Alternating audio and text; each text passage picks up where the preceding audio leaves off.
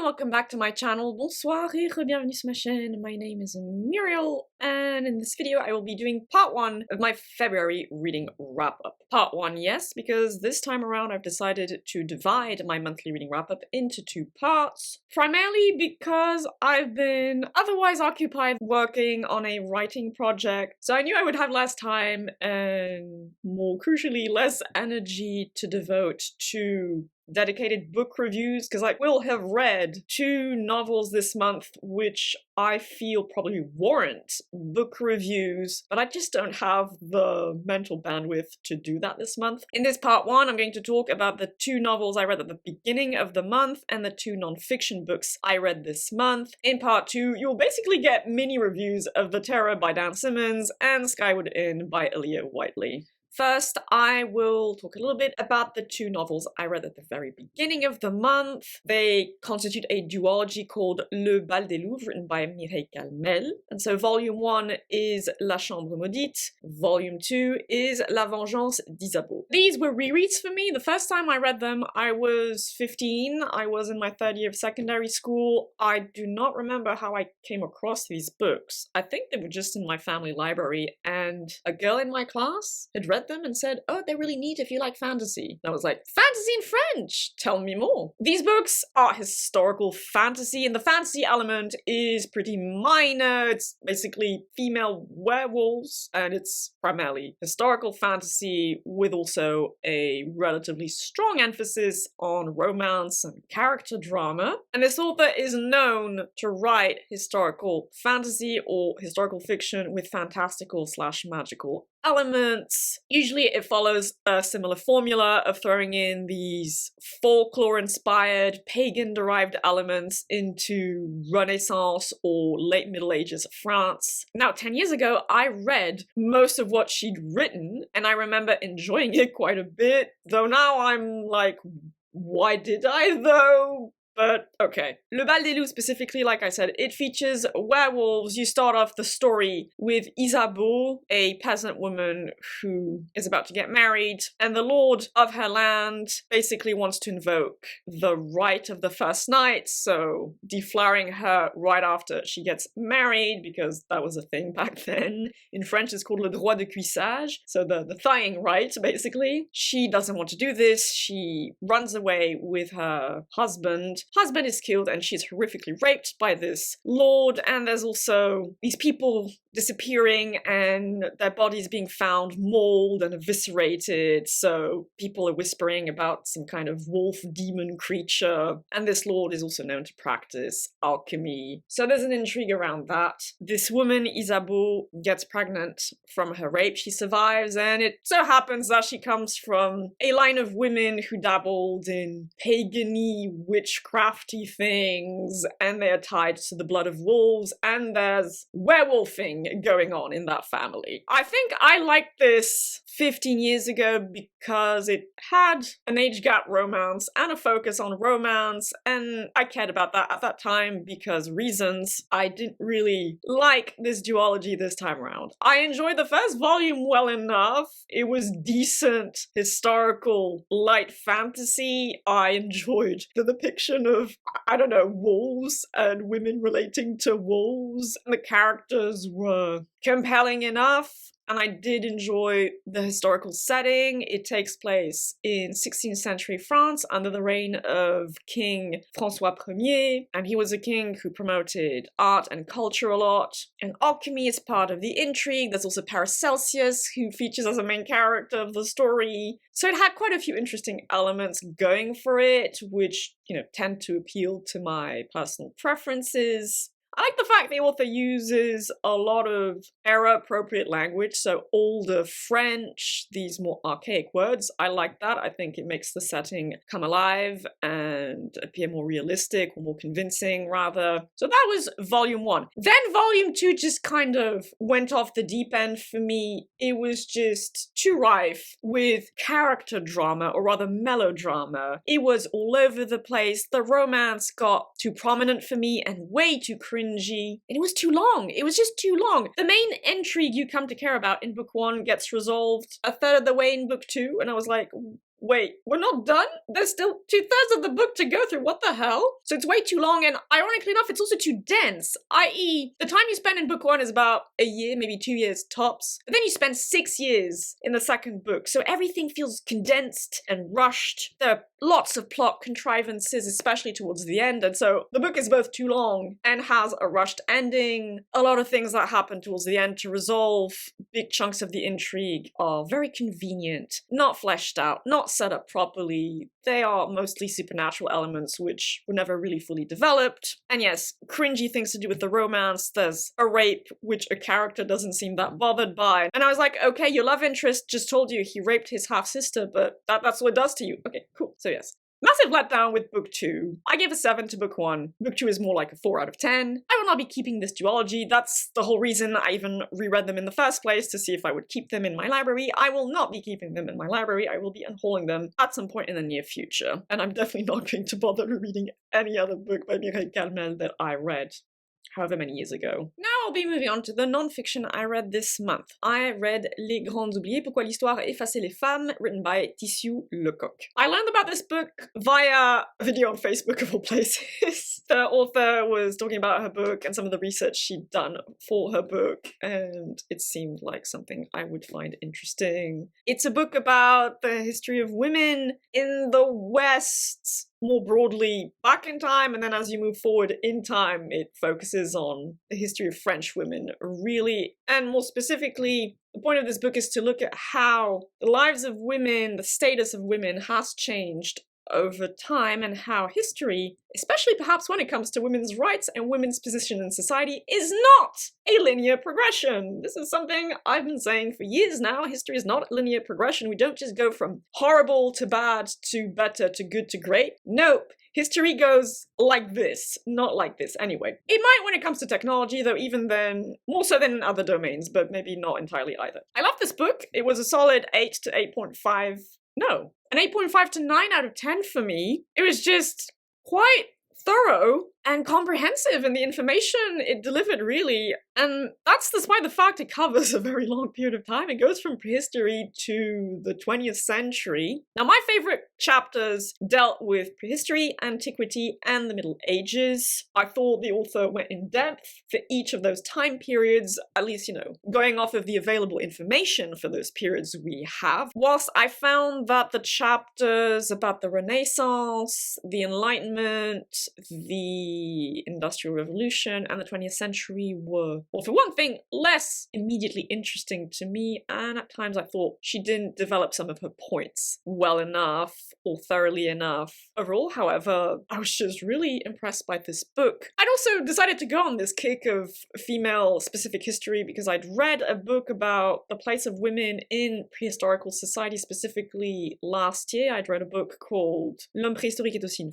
femme, and I will be reading another book about that specifically in the coming months as well. But so this one seemed like it fit into that niche interest within my broader interest in female history and feminism, etc. Now, the author is an avowed feminist, but I found that she was really, in her tone and in her approach, really unbiased, because you could easily make certain arguments, especially about prehistory, that she does not. She presents some theories and says, oh yes, I know, as a feminist it would be nice to believe that this is the truth. But at the end of the day, we don't freaking know. This could also equally be the truth, or these different things could all have been true at different times and in different places. She doesn't make the case that women had it so incredibly better, I don't know, under the ancient Celts and Germanic peoples. That's not the point, but she does show that women's position in society has been at times better in the past, then it got worse, then it got better, then those things were better, those things were worse. And, you know, that general idea, because history is not a linear progression. In fact, more specifically, there's a big shift that took place at the end of the Middle Ages. Women had it a lot better. Again, it depends where, it depends specific decades, of course. But broadly speaking, things were relatively better for women in society during the Middle Ages, and they got worse during the Renaissance. And so she says, it's interesting that we call this the Renaissance. Yes, it was a Renaissance. Very positive in a lot of respects. And it was really, really, really freaking bad in some others. So she says that apparently some historians want want to rename the Renaissance and call it early modernity, because Renaissance doesn't really capture the nuances of some things getting better and some things getting really freaking worse. Same goes with the Enlightenment and specifically the French Revolution. The French Revolution had a lot of nice ideals going for it, but most of the revolutionaries didn't give a single crap about women's rights. And in fact, after the revolution, a lot of things got worse for women. A lot of rights were taken away from women, which they previously had. So yes, I was very satisfied with that central thesis, really, that history is not a linear progression, especially when it comes to women's rights. It was very well developed. I enjoyed the author's fairly jocular tone as well. This tends to be very hit and miss for me generally, especially with French humor. But no, she was quite funny at times, and I chuckled here and there. The main flaw of this book for me is that there isn't a distinct bibliography you can consult at the end of the book. That to me is a major negative point. However, there are many references throughout the text. The author relies on a lot of research done by both male and female anthropologists, historians, archaeologists, so that was very good, but for ease of reference, it would have been nice if there'd been a dedicated bibliography at the end of the book. So yes, based on everything I've said, you can probably tell that I would highly recommend this book if you read French and if you're interested in this specific topic, of course. The second book of non-fiction I read this month was Nerdy, Shy and Socially Inappropriate, written by Cynthia Kim. This is both a memoir and a self-help non-fiction book about living with autism spectrum disorder, specifically told from the point of view of a woman who was diagnosed late in life. The author was diagnosed in her early 40s, I believe. I chose to read this book because I myself was recently diagnosed with ASD back in October of 2021. And so whilst I read a lot about ASD the previous 18 months, I also thought I might benefit from reading a memoir about living with ASD as a woman diagnosed later in life. So on Goodreads, I gave two distinct ratings to this book. I gave it a more personal rating and a more impersonal one. On a personal level, I think I gave this book a 7 out of 10. On a more impersonal level, I gave it an 8 out of 10. I did relate to a lot of the things the author says in her book about her experience growing up, being a child, then being a teenager, then being a young adult, relating to others, or having a lot of difficulty relating to others. In fact, I teared up in many places because it was just, that's me. That's exactly me 1000%. I also found a lot of the advice the author gives, well, I don't know if it's useful yet because I haven't really tried any of it, but a lot of it seems eminently sensible and like it could potentially help me, if not help with things like meltdowns or having a hard time managing emotions, just help me understand my functioning, things of that general order. I also really like the fact that the author took the time to write a paragraph about being twice exceptional. Now, I absolutely loathe the expression twice exceptional because it brings up associations of pretentiousness and superiority. I mean, I think it's derived from a simple statistical understanding of the word exceptional. It's you're exceptional, you're outside of the majority norm, whatever, but still, I really don't like that expression. But so the point is the author, like me, is both intellectually gifted and on the spectrum, and so she has a paragraph explaining the dangers of focusing too much on intellectual giftedness, especially in children who are struggling with their mental health and with their abilities to adapt and function with others. And that's exactly my problem with the concept of intellectual giftedness. It's a huge problem in France and Belgium. I went down a rabbit hole with this thing a bit more than a year ago when I was first detected as intellectually gifted, but then realized that it didn't actually mean much of anything. And yeah, the Francosphere is just obsessed with this thing, and they basically lump into intellectual giftedness a lot of things that have nothing to do with it, a lot of things that have to do with neurodivergence or just mental illness. So it's very frustrating, it's a whole thing, not going to go into it more than that. But so I appreciated the fact that the author acknowledged this and said, it's all well and good to tell children, yeah, you're so clever and so smart, but then if the child then struggles because they just can't handle certain things because of the way their brain functions, then they're going to feel like abject failures. Not good for self-esteem, not good for overall mental health. I can attest to that. The things I didn't relate to as much, there was a chapter about parenting as a person on the spectrum. I did read it because it's just not at all relevant to me. I don't have any children and don't plan on ever having any. The chapter about non-platonic / romantic relationships, I did read it, but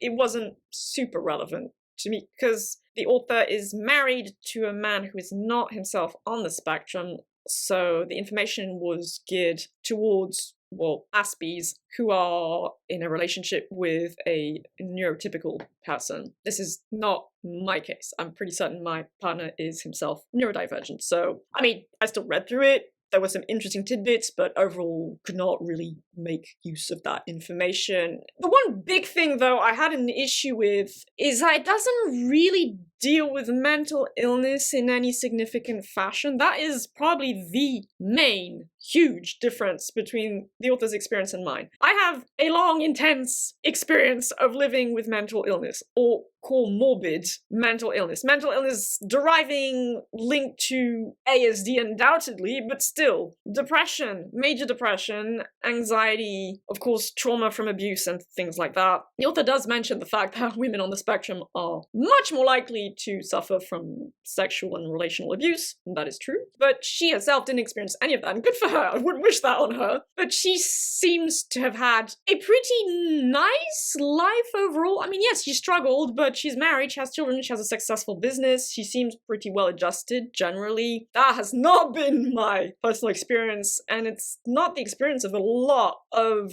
people / women on the spectrum who were diagnosed later in life, who were stuck with diagnoses of bipolar disorder, borderline personality disorder, who suffered from tremendous amounts of depression and anxiety linked to their neurodivergence, but which was never identified as such. So there's just no acknowledgement of that. There's no chapter dedicating to the overlap between mental illness and neurodivergence, the ways these things intersect, the ways in which mental illness is made different and specific because of ASD, and I would have appreciated that. That being said, she did have interesting things to say about social anxiety disorder. She basically put forward the idea that, yes, a lot of people on the spectrum have social anxiety, but it's not social anxiety disorder because it's a very logical outcome deriving from the analysis of our own difficulties relating to other people, engaging intent, emotions, subtext, things like that.